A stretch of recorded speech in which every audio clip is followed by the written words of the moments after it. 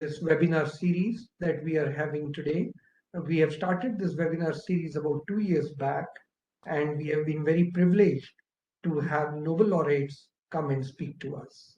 We have tried and attempted to bring the best minds from across the world, domestic and foreign, in these webinar series.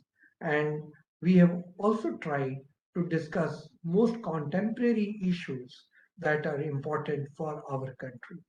It is in that context we have today a discussion on Asia and the changing global economy, a recently released book by Dr. Anoop Singh.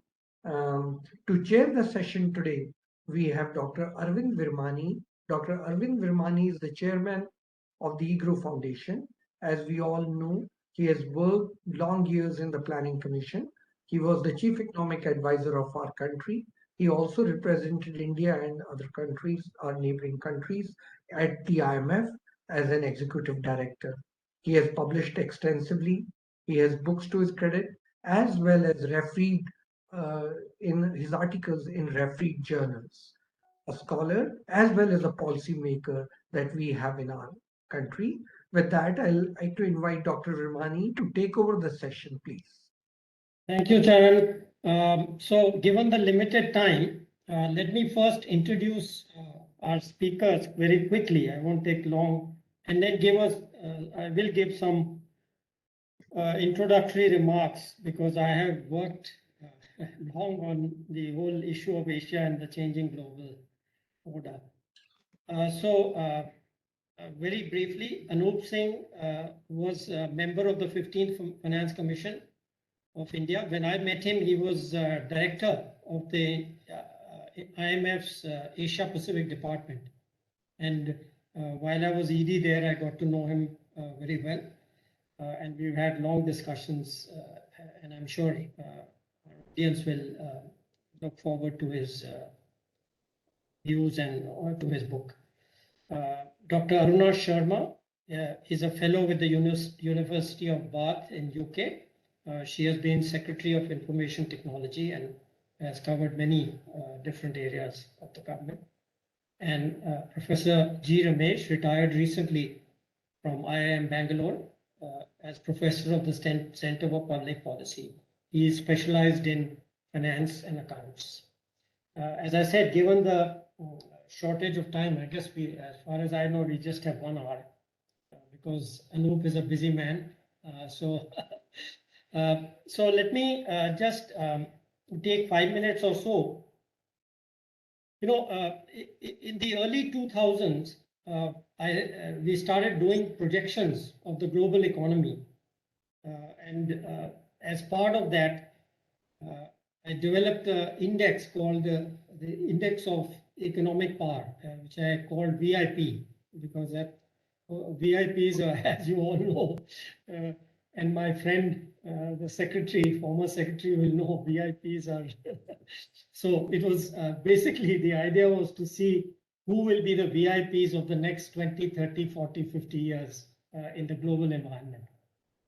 And in 2004, I did one of the first projections where I forecast bipolar world, you know, with China economic strength growing to become a rival to the USA. And in the subsequent year, I extended that, and because this only went up to 2030. And next year, I extended these projections to 2050 and concluded from that somewhere between 35 and 40, there would be a third VIP, India, which would arise, and where the world will become tripolar.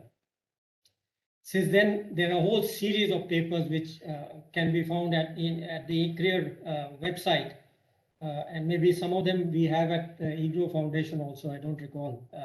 But you know, the implications for Asian security architecture, etc., the historical perspective, and many different aspects.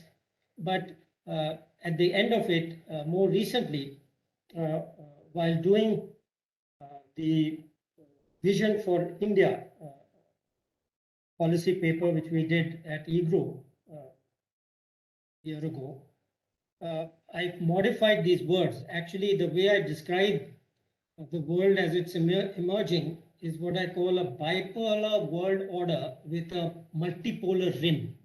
Again, many of these concepts which I have arise from macroeconomics and growth theory. Uh, there is a concept of competitive fringe in economics. So adapting that to the power structures, I call it a multipolar rim. I won't go into the details of it. Those who are interested can read it, but I think there are two very important points which are emerged recently, which I think we should note. One is this bipolar is not going to be the simple form of the Cold War, but really based on high-tech decoupling.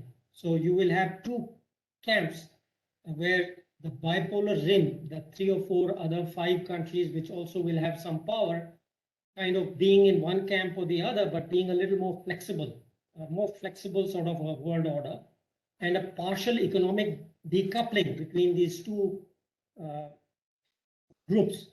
So bipolar world order is in process already. I think it's going to take shape within the next 5 years or so. And perhaps after that same, when the tripolar, maybe by 2040, with a multipolar rim. AUKUS and Quad are just developments on the path to this order. AUKUS, which is more oriented towards military and conventional military aspects or war fighting or deterrence, and the Quad, which is more oriented towards grey war sort of issues. Well, I don't want to take more time. I've actually, surprisingly, I've taken exactly 5 minutes. And so with that introduction, let me hand it over to Anoop Singh. I think he's also just going to give a 10-minute overview, but over to you, Anoop. Thank you, Arvind. Thank you so much, and looking forward to what our panelists say. Professor Ramesh, Dr. Aruna, thank you so much for doing this. Well, my book is titled Asia and the Changing Global Economy, and it could well have been titled Emerging Markets and the Changing Global Economy. Now, before we look to where we are and where we're going, let's look back for a short while. Um, I start the book by trying to look at the global context in what was emerging as the post COVID world, we hoped, before the war in Europe. But if we go back since the Second World War, despite setbacks and crises, we have to remember that the global economy has had a spectacular run since the Second World War. And we know that this has been well anchored by the post war global economic system, its central financial and trade institutions, and the international rules based system. However, we saw that these had come under pressure over the last 10 years, makes it more difficult today to consider the lessons from previous crises, the contagion and spillovers that may result, and where the world is going, and is the multilateral financial infrastructure sufficient to deal with where the problems are going to be. Now, my first point is that in this emerging post COVID world before the war in Europe, what was interesting was it was the advanced countries, especially the US, but also Western Europe, that were leading the global recovery. This was different from the aftermath of the 2008 global financial crisis, when emerging markets, especially China and India, were powering the recovery. But let's remember that where the post COVID world was a few months ago, the recovery was uneven, risks had become very apparent, policymakers were slow to react, and the US recovery was impressive, but it carried rising risks for the current account deficit of the US, financial market excesses, and inflation, and that not much had been done by the Biden administration to roll back the Trump excesses in trade. These risks have global implications, especially for emerging markets, and these risks are now becoming very apparent. Before we look as to where the world is now, let's remember that even before the war in Europe, global trade had possibly recovered to the pre pandemic level, yes. However, that was uneven, both between advanced and developing countries and among developing countries, especially in South Asia. In any case, pre pandemic trade was well below its level before the global financial crisis. Trade in services continued to lag the recovery, and protectionist sentiment, even before the war in Europe, was already driving the retreat of world trade from global value chains. Now, what do we say about emerging markets, which is what my book is also about? As I just said, after the global financial crisis, emerging markets were leading the recovery. We know that China became the largest country in purchasing power parity terms, and India took over for some time the status of being the fastest growing major country in the world. However, my view is that since then, the last 5 to 8 years, both countries, India and China, and emerging markets, have become the subject of growth uncertainties. And overall, emerging markets and developing countries, in my view, have not been converging in the last 10 years. Instead, in many ways, they've fallen behind the advanced countries. So, looking at India and China and other emerging markets, why is this the case? I would say that downward revisions to growth have reflected fundamentals, namely the capacity to grow sustainably rather than based on cyclical and debt driven factors. So, looking ahead, my sense is that now that we have the war in Europe, it compounds and escalates all these risks.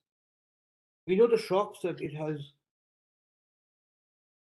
put forward, and we know the supply disruptions have worsened. So the question is now three or four or five things. The US had been recovering impressively before the war. What can the US still do to sustain this growth recovery? And most importantly, do more to support the multilateral trade and the multilateral global financial architecture. So, in that regard, how to build multilateral support for trade, limit the protectionist responses, but more importantly, if we are about to face crises in emerging markets, do we have the international financial architecture, including in the IMF, and also in how we deal with emerging market debt crises to avoid contagion, which will then come back and hurt the advanced countries? So, what can the IMF do more to manage what is emerging as a crisis in emerging markets? And we're seeing this around us in Sri Lanka. But as you look across emerging markets, we see that we are currently at a stage where emerging markets are beginning to see the implications of their debt driven growth over the last 6, 7 years and the implications of the tightening in monetary policy in advanced countries and now in their own countries. We know what happened in the taper tantrum in 2013. My sense is we are now on the threshold of major potential emerging market crises for which the world is not ready. The trade infrastructure is still behind times.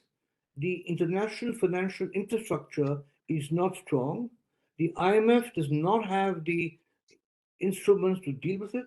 And most importantly, given that the bilateral debt of many emerging markets are to countries like China, which are outside the Paris Club net, and India too, we may not have the infrastructure to deal with those debt crises in conformity with what the IMF does in reforms. So my point is, Finally, advanced countries were leading this post-COVID situation.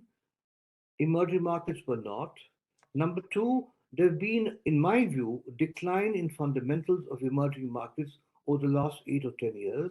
Number three, we are now facing a tightening of financial policies.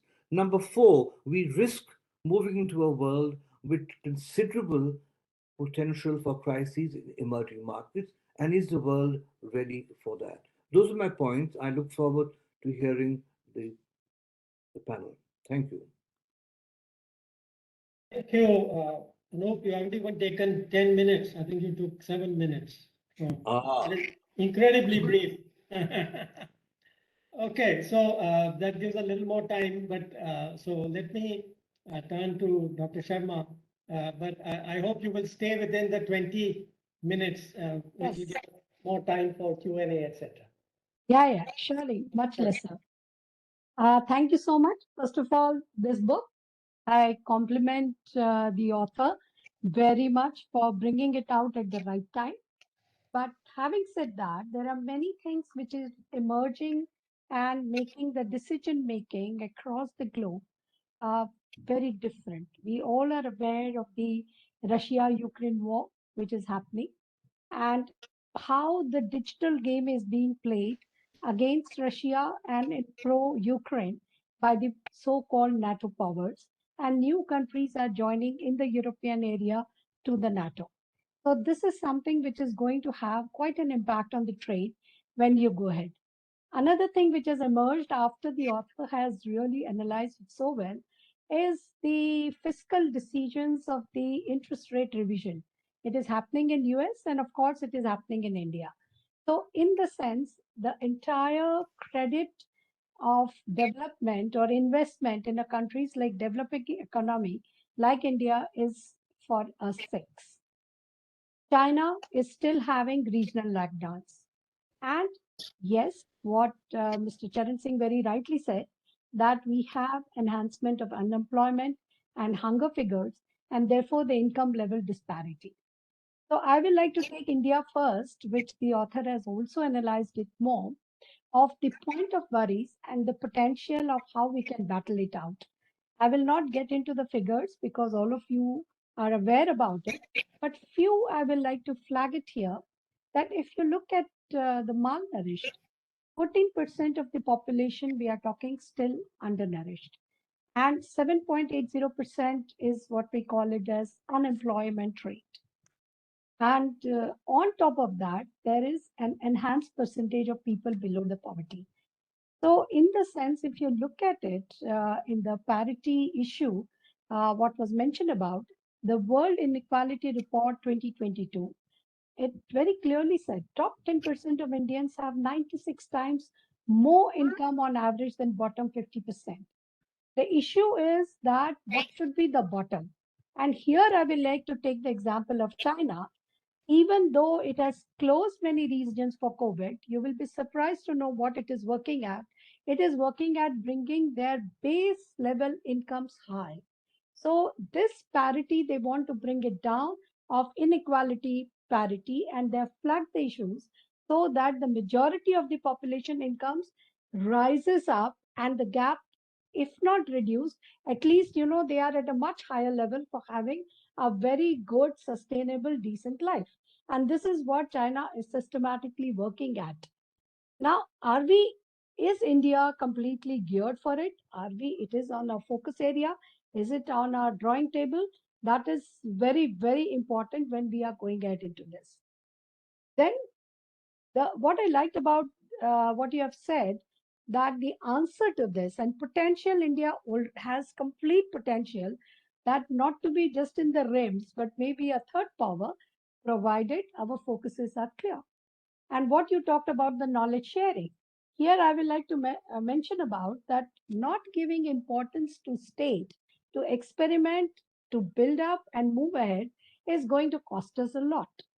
You'll be surprised to know that direct benefit transfer was developed by a state for Manrega. I was then involved with it and then replicated in rest of the country within 3 months. So all hiccups solving, all coordinating with all kinds of banks, IT structure, PMS structure, everything was sorted out at the cutting edge at the state level. And this is what is important. And the author is also again flagging about sharing of resources for what is our international commitment. You are talking about health, education, but it has to be funded very well. And I am a strong believer of 73rd, 74th Amendment.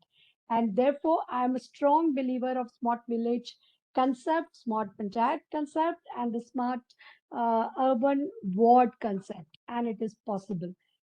One objection I have with the 15th Finance Commission that previously it used to be an untied fund. Now 40% is getting tied to an activity, which may not be need of that particular area. So I think these kind of tying and central pushing, I think is not going to go a long way. And that is a big, big problem. I would like to focus a little bit more on China now. I was Secretary's team, and China has decided to go green. And what surprised us that at the stroke, they decided to close 100 million tons of induction furnace route steel production. It does not mean their steel production came down. But what is more important, I want to highlight, they closed it, they reskilled the people and employed them elsewhere. So it was a complete package when they shifted. And this is what is very important of the buffer for reforms whenever we are doing to have a lesser impact on the dislocation. Now, that is what the author has brought out very, very well. But then it is very important to understand these systems when we are going ahead with it. And this closure of China also, I think we should not undermine of what study I have done of China or what I've understood of China. They are preparing themselves to come out with a bounce. And that is very, very important. And on the other hand, if you look at the established developed world, whether it is the East Asian countries or whether it is United States, now they are working towards continuing having a dollar supremacy by using the tech. So tech has become the central stage into their entire policy making, entire edge that the entire trade is going to have, the entire way of enhancing the income levels for those particular countries and enhancing their GDPs when we are moving ahead. And what is surprising, what Mr. Virmani very rightly said, that Dubai is emerging now as a hub for Web 3.0. So is India going to miss the bus again? That is a challenge we are all facing because we are still struggling on the taxation approach instead of becoming a leader into that particular wing. And that is what is important when we are moving ahead. Now, here I would like to say that if we are looking at the global economy and the changing forms, the developed economies are going to take the yield because they have tightened their belt and they are become protectionist. China is rejigging themselves and it will continue to emerge to be the main supplier for the rest of the world. That is not going to change. Their import or export, upsets the entire world economy even today. India has all the potential to become the third power, but we have to be focused and not fizzle away our energy. And leading to this is the last point I would like to make, the metamorphosis that is needed by the IMF. Because if you look at the what has been very rightly mentioned by Anoop Singh, that if you are talking about the role of surveillance or the swift management of the global liquidity, uh, but it is all controlled by the funders. So the IMF has to come out of the ways and means where the liquidity is available to the developing economies when the need is there. And that is how it is going to grow. And here, surprisingly, again, a last sentence I would like to make, that China is focusing on investing in other countries. So when we look at the statistics of exports of China going down, and the same breath you can read the exports of Indonesia is going up. The Indonesia, Vietnam is going up. It is all ownership of China invested in these countries. So in the sense, this is how the world economy is playing its game. And we, with 1.35 billion population, definitely we can't afford to lose. We have all the potential, everything is there, but we have to be constantly on the drawing board and do the corrections what is needed. Thank you. Thank you so much. Thank you, Dr. Sharma. Our next discussant is Professor Ramesh. Over to you, Professor. Thank you, Dr. Virmani. Thanks a lot. So, let me first start by congratulating Dr. Anoop Singh for the book. In fact, when you said you have been in Washington, then now in Paris, I thought you are going to be writing the part 2 of the book also. Anoop, when I was going through that, I got the feeling that in research methodology we call it participant observer.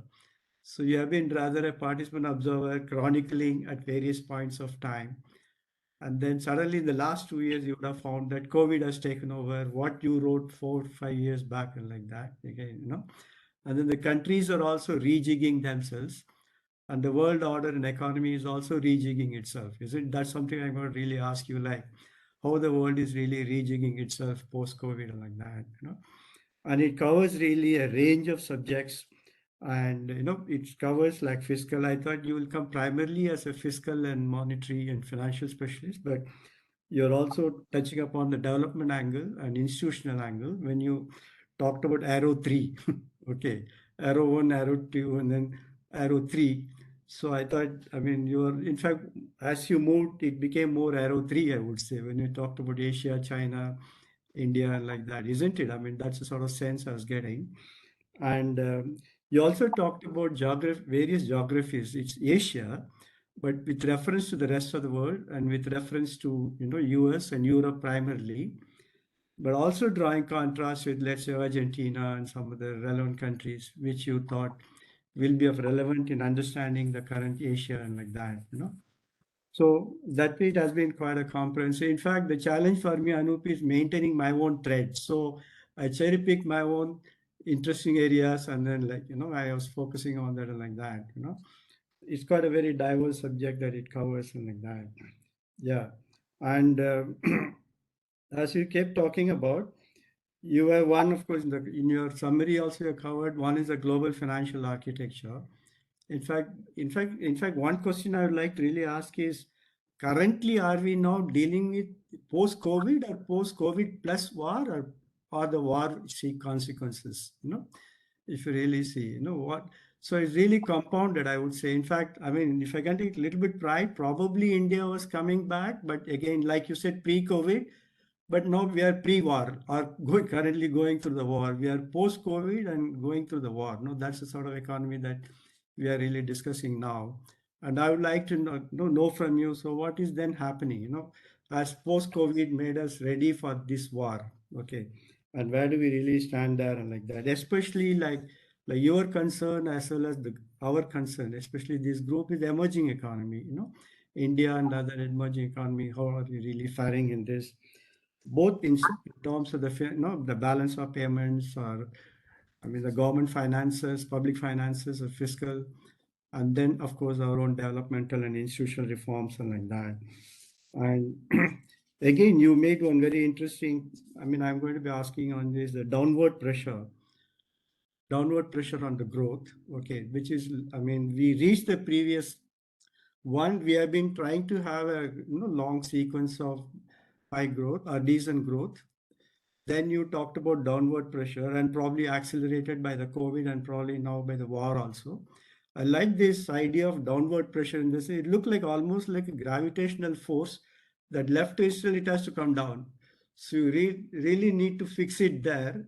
If you don't want to come it down, then I'm going to ask you the next question, like in terms of especially arrow 3, okay, what is the escape velocity for really to be really stay afloat all the time and then keep really targeting for the future and like that.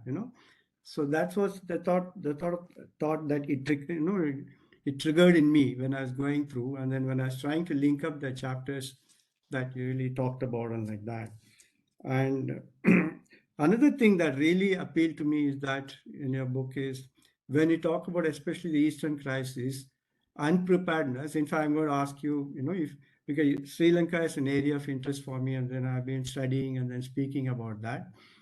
I mean, when it comes, it looks unprepared, but even as of 2019, ADB has warned them, like, unsustainability of their expenditure and tax policies and various reform policies and like that. Now they're also knocking the doors of IMF. And some of the, learnings that I picked up from your book on of those crises is one is first refusing to recognize the crisis itself, okay, and trying to postpone the recognition as much as possible, hoping probably the next guy will handle it, or I don't know what is the philosophy behind not recognizing it. And when it comes to it, you gave the example of Indonesia and other countries where the leadership has to take the ownership for whatever they want to do and like that. So that is something really appealed to me. That's what I've been telling in the Sri Lankan crisis also. And I'm of also said, first tell us which government, tell us the government, then we'll start talking to them. That's what even the world IMF is telling them and like that. So that's something really, and then, it'd be interesting to really know from you. I saw it like you have done, let's say, forecast. It's like an economic analysis, if I can say, on the past. Now we have Sri Lankan crisis going on. And what is it that we can take for the Sri Lankan crisis? And what do you think, where did it land itself? And how do you think, it's going to shape up and like that? What's really possible to be done there? So some of the things that I wanted to really ask you is, the there has been underlying, changes in the structural post-COVID, I would say, COVID and COVID, or is there really, did the countries really use the crisis to really make some improvements, structural changes and like that? As we say, crisis is something too precious to be wasted. And we hope the countries and then the global economies also used it to really make some adjustments which have been long pending or something like that. So do you see something happening, especially Asia and the rest of the world, India and Asia, and especially I work at very micro policy level in the sense industrial policy for Tamil Nadu, industrial policy for Karnataka, for government like that, about supply chain relocations of the industries and how this really happening, our government's really prepared. So what's happening in the global trade changes or global finances and supply chain like that? Is the supply chain really happening, readjustments and de-risking at least, even if not relocation, de-risking of the supply chains and like that, considering what happened with COVID? And again, in terms of the downward pressure now, or, it's a crisis time. Do you think we should also be looking at the institutional reforms and things like that now? And then, and are we really set for those reforms now, which are going to be medium term, let's say? And you really made an interesting list. And I like one point which you talked about. It's not institutional reform. You're talking really about the quality of institutions, quality of the reform, quality of the services, quality of the infrastructure, and even like targeted investments and like that. It's really, you're not talking about doing more of whatever we have been doing, but really doing differently and with some emphasis on quality, if I really understood it correctly, which really appealed to me. And that's something we have been really missing, I would say. We are doing it. If you tell the government of India, yes, you need this, yes, we have a, regulator. Then you are talking about quality of the regulator, quality of the regulation, quality of the impact and things like that, which really is, something to be striven for and like that, I would say. And finally, as I said, like, what is it that we can really do for, what would you draw for the Sri Lanka, from, if I had really distill out your book and apply it on Sri Lanka, then what would I say? What I can infer? That's something I would like to ask you, know from you. Thank you, Charan, and thank you, Dr. Virmani. I again finished early, I think. I hope I didn't take much Thank you, Professor Ramesh. That was very brief. Oh, So, okay. मुझे नहीं मालूम था कितना time मिलेगा मुझे, so I just kept it short. And then it's Anoop, elastic. you want to take up some of the issues raised here? Yes, sir. Well, once he starts, we can really make it interactive. Like he Anoop, did you want talk to take about up some of the issues raised? Yeah, that's fine. I can make a few because comments. there is quite an Go inventory ahead. we have thrown up at him, and once we get the Yeah. Professor, I'm talking to, Anoop, go ahead. Okay, I'll make a few comments and responses, then we can build on that, maybe get the others to speak too. I'm not sure where to start, but let me start with what was earlier said on inequality. Charan, you raised that important issue, and I'm very glad to see you've done this book. On inequality, I'll make just one point. I learned something. I learned a lot in the 15th Finance Commission.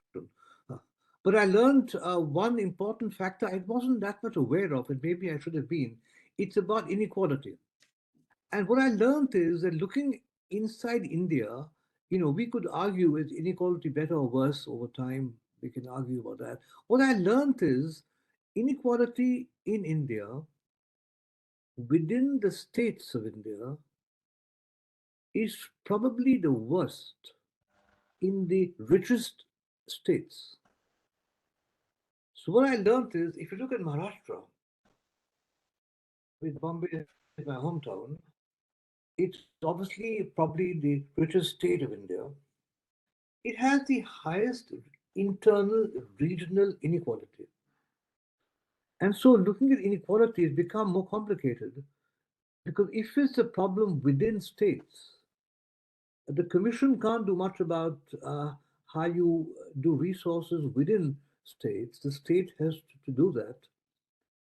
And this takes me on to what Dr. Aruna said uh, about, I think you mentioned the issues of centralization of spending and policies. Is that growing in India? And I will pick up that point and say, there are chapters in this book on the apparent growing centralization in India too, on human capital spending, education, and health. And when we talk about centralization, it's easy to blame the central government for what should be a responsibility of the states, human capital spending, and it is a constitutional right of the states. What we probably haven't focused enough on in India is this centralization fear we all have is now being replicated, duplicated, and extended within states. So we are now seeing these centralization tendencies between the state governments and the third tier. And you spoke about the importance of the local bodies in human capital spending provision. So this centralization issue is also a very fundamental issue, not just for center states, but states and local bodies. Now, coming back to the other comments more on my book, let me make one point, and that is before the war in Europe, there was already the sense that emerging markets are next in problems. Why? Firstly, they had not responded well in terms of recovery to COVID. Number two, with inflation had been building up in the US and Europe before the war for a number of factors, and we were all late in expecting inflation to rise.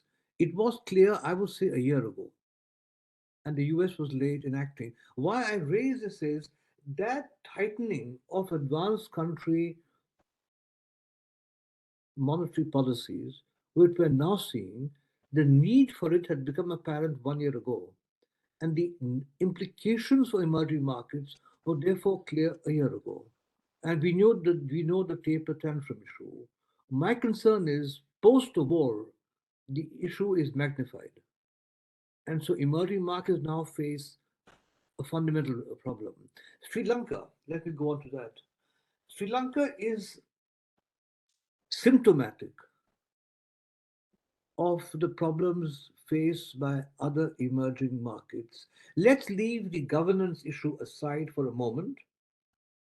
But uh, Professor Ramesh, you're right, and I'm surprised you saw it. I make a fundamental point about how you deal with crises. I look at Thailand, I look at Korea, Indonesia, or Argentina. Essentially, the 2 points I raise are one, you've got to recognize what the problem is, not hide from it. And number two, these major crises have in the past only been recognized and dealt with after the government in power, when the crisis developed, is frankly changed. I'm not saying that should happen. I'm saying that's been the history of some crises so far, the moment or the weeks after the governments changed in Korea, especially Thailand, Indonesia, instantly the recovery started. In Brazil, the crisis was building up before Lula in 2001 2. Lula had the amazing, he did something amazing. Well before the election, he saw the crisis coming for Brazilian debt, the prospect that it could become Argentina. He saw the reform programs that the government were putting up with the IMF before the elections. He openly came out and said, please go ahead, avoid the restructuring crisis of Argentina, where if I become president, I will 100% support this reform program. That saved Brazil in 2002. So in Sri Lanka, putting aside the governance factor and the governance for a moment, um, the first point is you can't, if you build up debt in the way Sri Lanka has, it is difficult to avoid crisis. And the danger is if you just look at the last 6 months, look at the emerging market debt across countries, even the corporate debt, household debt, especially corporate debt, in countries in Asia, including Indonesia and others. I'm not saying it's high, but in Thailand, in Indonesia, in other countries, corporate debt, household debt has been going up.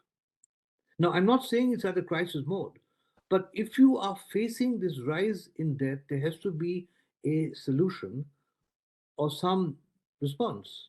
What you cannot do is what Sri Lanka did in 2019.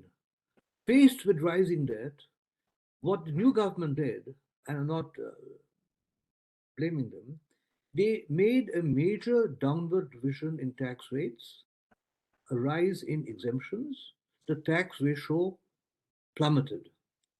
So if you are faced with a situation where you're not dealing with your revenues, you're taking on debt, a crisis will happen.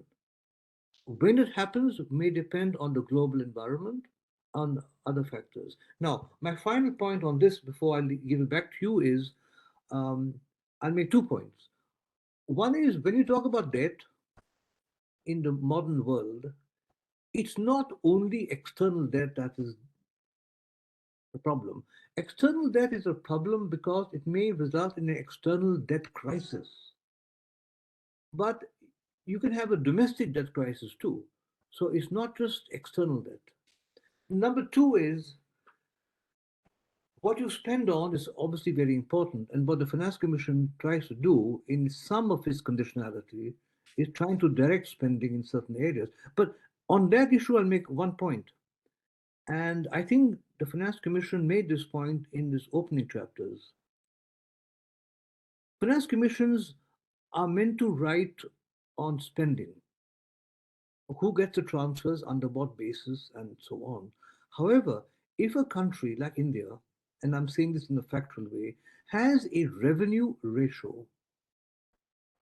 which is not only low but stagnant for the last 20 years at a level which, as recognized by the Finance Commission, is at least 5 points of GDP below what it should be for a country with India's characteristics. That is an issue. So, what Sri Lanka did was faced with obviously a low and stagnant tax ratio. What the government did was systematically and structurally reduce tax rates and raise exemptions. So, the issue of tax revenue is also very, very important.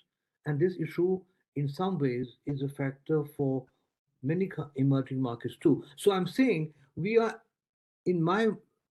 at this moment, I fear we are at a stage with emerging markets that is well beyond 2013, the taper tantrum. We are at a stage where crises could quickly develop with contagion effects across.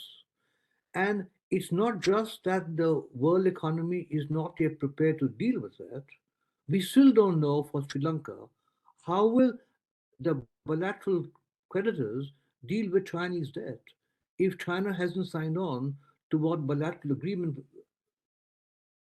results from its negotiations with Sri Lanka. But beyond that, if there were to be an emerging debt crisis of some sort, and if it builds up, the problem is once it begins and investors flee, the contagion effects are very swift. With the world economy already weak post COVID and with the war, it's going to have a huge impact on the global economy. So we are currently at a very difficult stage, regionally and globally, in terms of growth, fundamentals, and crises. That's my point. Thank you. I spoke Thank you. longer now. Thank you, Anoop. Before I ask for questions or comment further from widen the circle, I just want to make three points. One is, of course, Anoop, you were there too, is the learning from the global financial crisis.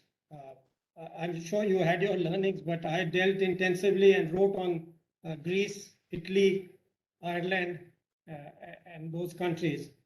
And my basic point right from the start, which the IMF didn't listen to in the beginning at the board, but did come around to it at the end of it, was that the only solution was a massive debt forgiveness. People external who had taken the risk, who had made the money from the interest to take a cut, because otherwise, plus reforms. And the focus should have been on those two things only, which it wasn't. It was all over the place. It was too bothered about, just keeping them afloat to avoid contagion, etc. And all just pushing the can down the road was my view. So in my view, that is still the solution. Whether it's Sri Lanka, which really will be impossible for it to repay its loans. So if there's any hope of revival, it has to be a combination, whether it's Sri Lanka or Pakistan or any other country. That's the first point. So that is my learning from the global financial crisis, where, as Anoop knows, I was there in the thick of things. I wrote several papers on it. And of course, I had a view which was different from 90% of the EDs in the board. The second issue where I'm slightly differing here with Anoop, I'm sure we don't differ on the first one much, is on comparing India with others, whether it's South Asia or so on. And it's exactly those things which I mentioned. The major one is there's been huge reforms in India from September 2019 to, let's say, March or April 2022. As far as I know, and I think the World Bank and IMF reports have confirmed, is probably the country which has used this period most to do the most amount of reforms. Now, given that now we've had another bloody shock, sorry for that word, because Ukraine, Russia, whatever you want to blame, I think there's a tendency to rest on those laurels that, oh, we've done a hell of a lot and now we can just relax. That I disagree with strongly. I wanted to put it on record. I don't agree with that approach. And particularly, and that goes to your issue which you raised on India specifically, is that I still think that there's a huge amount of reforms left, whether it's GST, direct tax code, or customs duties. On all three areas, we still need to do the reform to get an organic increase in tax revenues, which I call as the elasticity, because a good tax system means a higher elasticity. I am against what I call revenue positive reform. That's a terrible mistake. But reform which raise elasticity is certainly something which, again, I'm sure you agree with. Exactly. Shaking your head.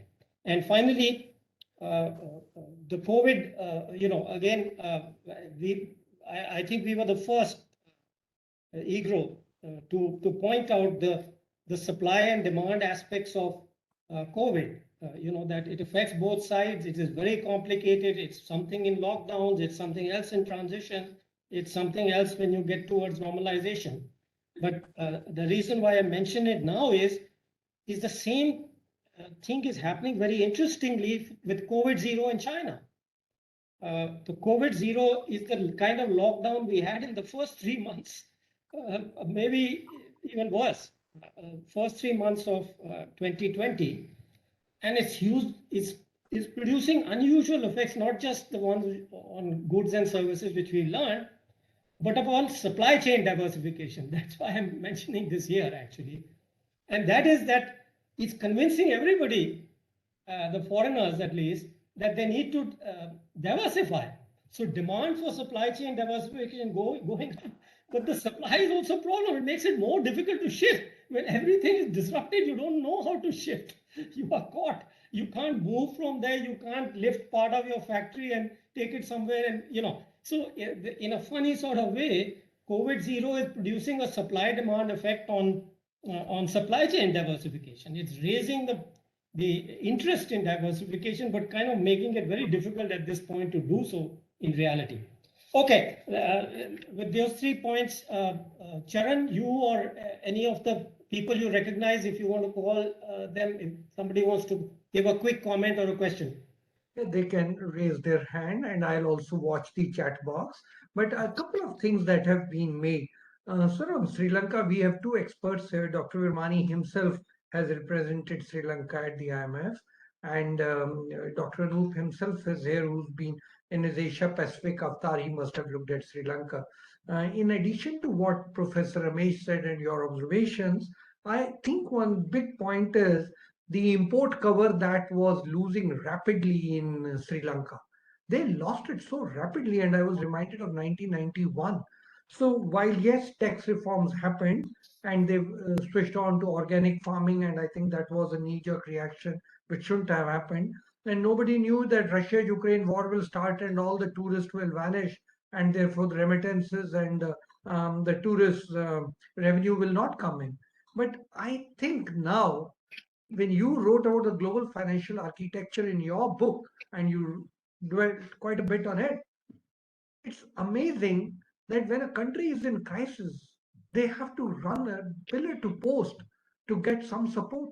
And then we say that IMF is an insurance cover and you are a member of IMF, so you don't have to worry, don't have to maintain your own foreign exchange reserves. I feel we are so lucky in India that Dr. Rangarajan and Dr. Reddy defied this logic, maintained a huge foreign exchange reserve worth equivalent to 17 months of import cover.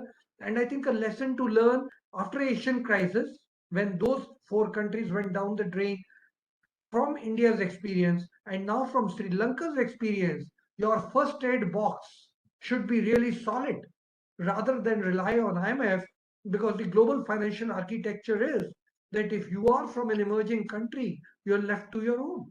So I do not know how you would react to it, but I think on Sri Lanka, there's a great lesson to be learned. The first one in 98 from where India learned, not so much. In 1991, India learned a lot. But then down the drain after 30 years from Sri Lanka, I think all emerging countries should build their own foreign exchange reserves now. That's one. Secondly, Dr. Anoop mentioned so well about the domestic debt. And Dr. Anoop, I was wondering, I've been working on it, but I was wondering in your book, I didn't find the recommendation. And of course, you worked in the Finance Commission and you referred to the Fiscal Council, but separating debt from monetary management. When debt is going to rise in the days to come, and there is no individual focused attention on who's raising debt, who's owning it, what is happening to state government debts, and what could be done for the local government. When Aruna madam says that, look, I support the local strengthening of the local administration, local bodies, I think debt management at that level also needs to be looked at. The last point I would like to make and seek your opinion, for a long time, the discussion on cryptocurrency was very harsh.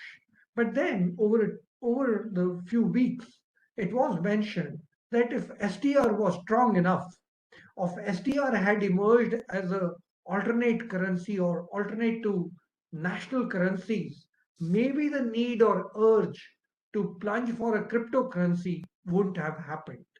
What would be your take on these three issues? Thank you.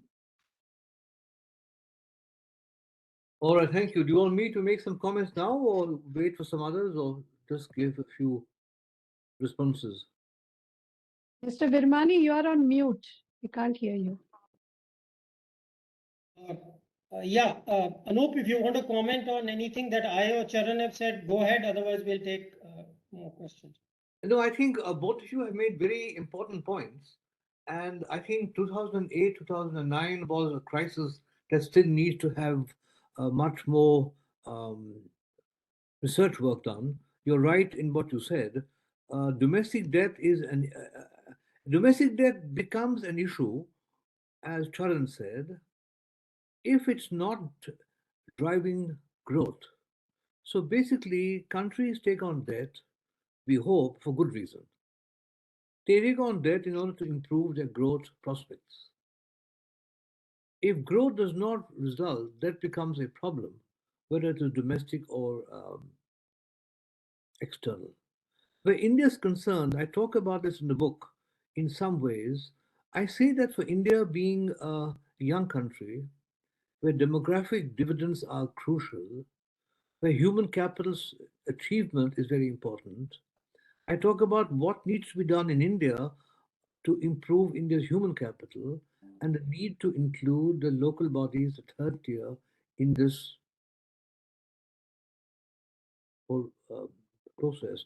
So I think the issue of debt is very important because what we're going to see in the next 12 months is that countries that have taken on high debt, whether domestic or external, where growth is faltering for external reasons, not only domestic reasons, will face debt crises. So my point is we're at a stage where this may happen, especially in countries where their debt has not built up domestic fundamentals. And the world financial infrastructure, including the IMF, is not at a stage to deal with it. Now, when you're talking about Sri Lanka, it's an important point. I think we saw a message by the G7 yesterday. The G7 quite remarkably recommended quick decision making on the bilateral debt of Sri Lanka, and the G7 recommended that Sri Lanka move ahead quickly in this process of its bilateral debt restructuring with the IMF.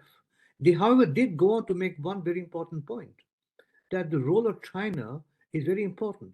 The reason is they want to be sure that if there is restructuring of their debt, their loans to Sri Lanka doesn't use that money to pay off China. So that is why China and other creditors that are not part of the Paris Club, and China holds at least 15% or more of Sri Lanka's debt, they become part of the debt process and agreement reached. So I think this is where there are complications now. The whole debt process, from a collective action point of view, is more difficult now than 20 years ago because there are countries that are involved in the credits to emerging markets that are not part of the collection action process, such as the Paris Club.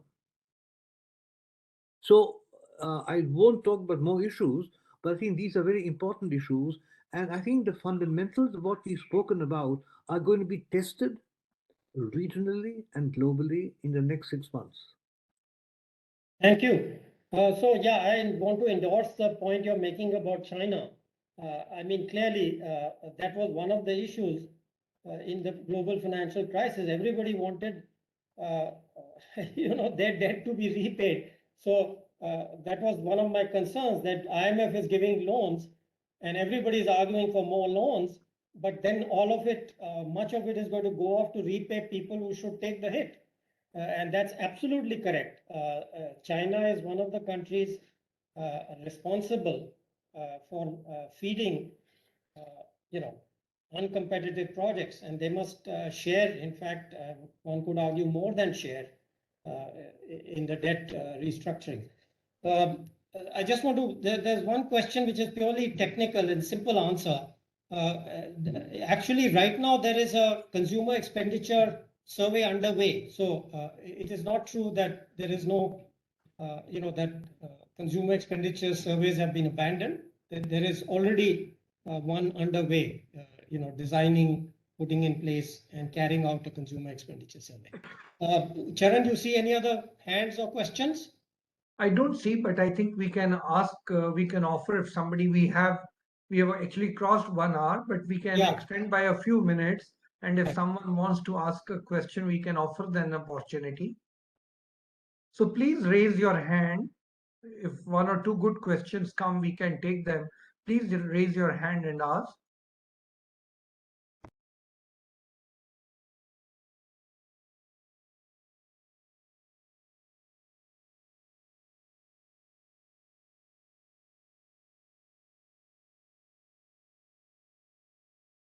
Okay, do you want to, let me ask Professor Ramesh, you want to just add anything briefly, Nothing, 1 sir. I minute or think, 2 minutes, and then yeah, nothing. Dr. Sharma. So one of the things which puzzles me is that once, Anoop Singh, I was studying the debt positions of banks, domestic debts, and then if you see global debt, some countries seems to have a crisis even at lower threshold levels of the debts, and some countries have got a higher threshold levels. So, I mean, so this is something like you said, like it's really about where the debt goes, and what the debt is used for. And so I think that benchmark we need to have, it's not really the same. And we are nowhere near the global debt ratios, if you really ask, when I looked at the debt to, GDPs and things like that. That's my understanding. And Sri Lanka also, I want to really ask you, is it really a liquidity crisis or liquidity crisis plus the viability crisis? I mean, are they serviceable even if somebody really is willing to take a call, fund them, and they like typically look at like a corporate debt. I mean, it's also need to be serviced later and like that. Yeah, thank you. Again, I think it's not really meant on Sri Lanka, your book, so I wouldn't really want to divert it into Sri Lanka. Yeah, Thank you. Dr. Sharma, quick, anything you want to say? Just one quick comment I'd like to make. Thank you for reactions from everybody. And one thing about global economy, I'll say that there is no analysis happening because in the name of sovereignty of many societal decisions that are happening. Like if in Sri Lanka, they went for going organic for tea production and reduced their tea production like anything, which was their bread and butter. So in the global economy, what they were going, they had such societal decisions. Now, what could be the way, because crisis in a country does pull down the global economy considerably. It is not that, the other countries can thrive upon it. So what is the way in which you can have a platform to analyze these kind of societal decisions, which seems to be quite frequent in the emerging economies as we are going ahead with it, and which is quite a point of worry. Thank you. Okay, yeah, if you want to conclude, Anoop, we'll just conclude the session. Okay, I'll just make two very short points. The debt benchmark is very important.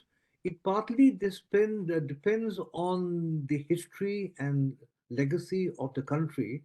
For example, a country like Brazil needs to have a high real interest rate to settle markets because of its history in debt, even though it may have been 30 years ago. Number two, where Sri Lanka is concerned, I think it is publicly available. The IMF report on Sri Lanka came out 2 months ago. It clearly points out it is a solvency issue, not just a liquidity issue. My final point, uh, Arvind, and you can play an important role in this. I think a lot of global changes are needed in the financial and trade and debt infrastructure. We need multilateral support for this to build. I think India has a unique perspective, a unique advantage in trying to contribute and move the world in this process. We talk about the US and Europe and China. India needs to play a much greater role in trying to build multilateral support for key global actions on trade, on debt, on financial infrastructure. And I think India's role will be very important in this regard the next 5 to 10 years. That's all. Thank you, Anoop. That reminds me, I recently I've read articles talking about how it was a good thing that IMF didn't go for whole hog for capital account convertibility. Again, I remember I fought that in the IMF and won partly. That was the only battle I actually won. And I still remember finally the vice president and chief economist of the IMF kind of took me to lunch and we agreed on a compromise of how to frame the new rules for the IMF on capital account convertibility and capital interventions, etc.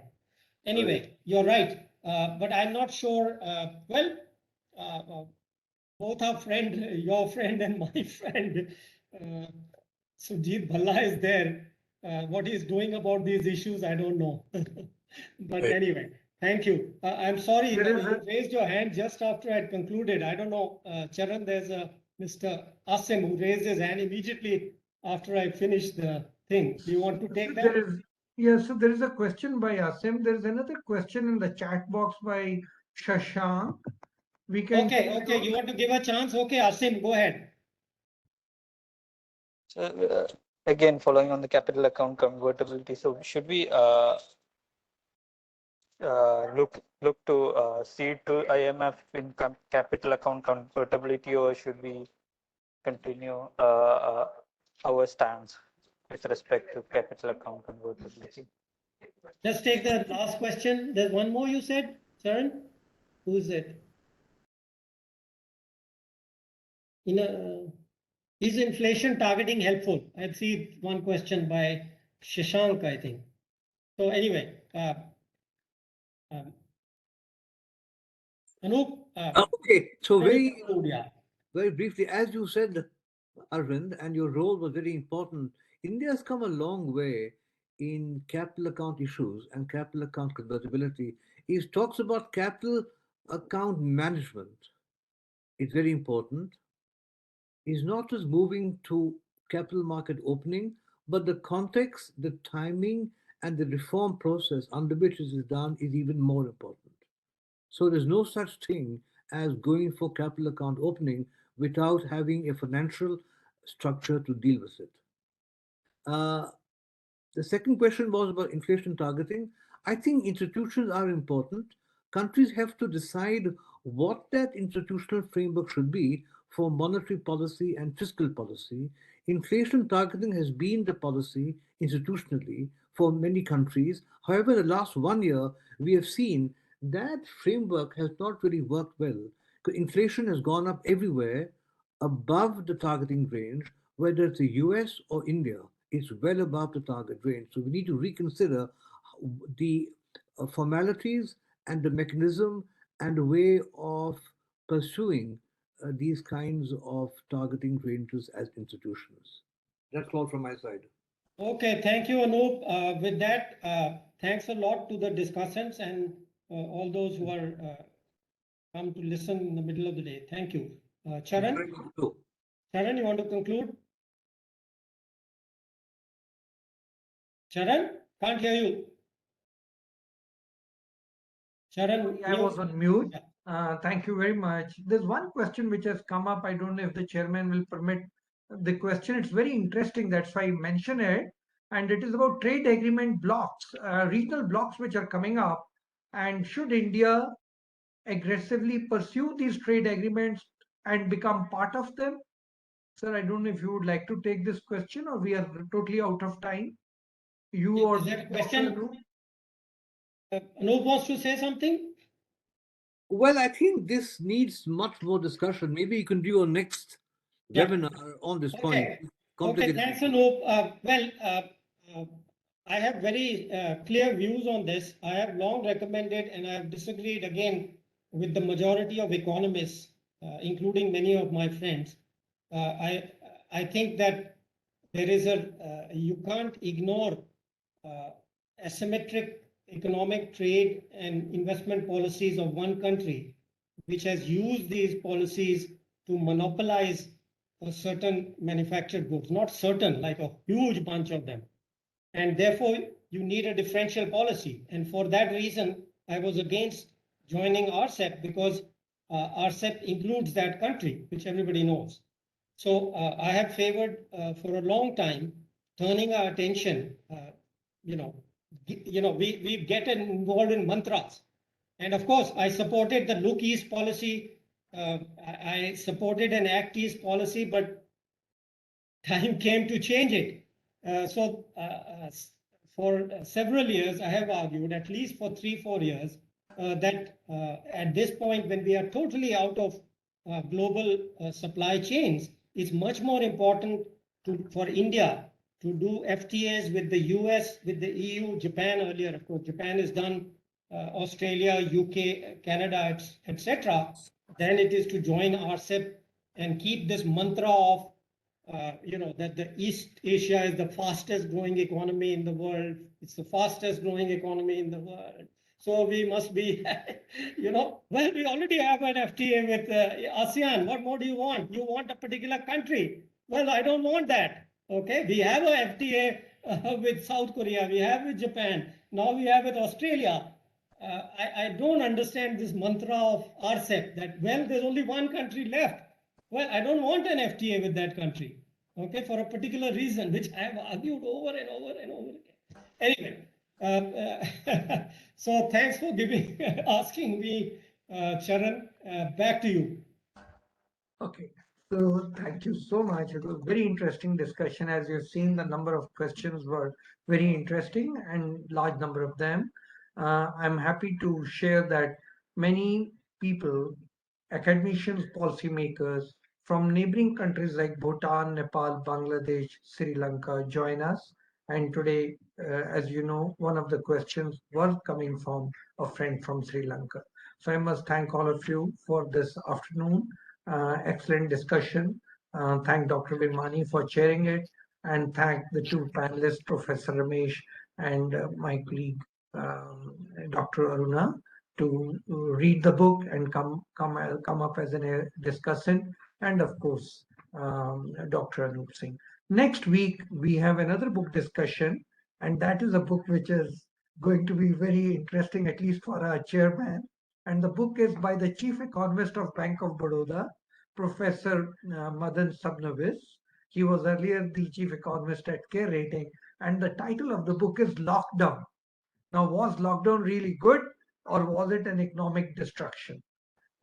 It is an excellent book, and I think it's worth a discussion. So next week, from 4 to 5 p.m., we are discussing this book, and I would welcome all of you to please come and participate in the discussion. Once again, thanks for today. Thank you. Thank you. Bye-bye. Thank you.